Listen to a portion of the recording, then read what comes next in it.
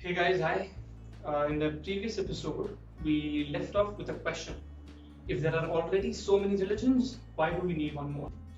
Like I mentioned in the previous episode, different messengers of God appear in different time periods, revealing knowledge to help humanity advance step by step to a better civilization.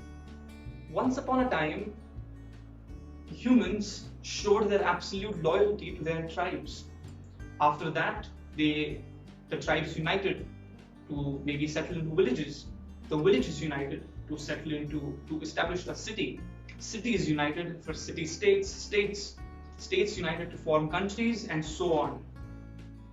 Baha'u'llah has now come to unite all religions and all nations into one. Years ago, when the Hindu scriptures told us that world is one family, we were too young to understand its meaning. Lord Krishna now appears again in the form of Baha'u'llah. All the manifestations of the past return again in the form of Baha'u'llah to make world peace, to make lasting world peace a reality.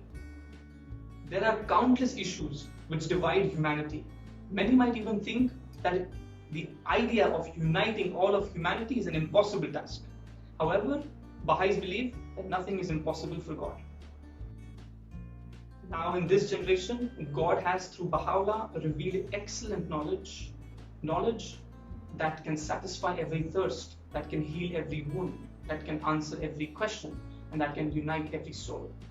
So if someone says, why one more religion? Why do I have to pass one more class? Because there is still a lot more to learn. And who knows, by the time the next manifestation of God appears after a period of 1,000 years, maybe it will be time to talk about unity of two planets.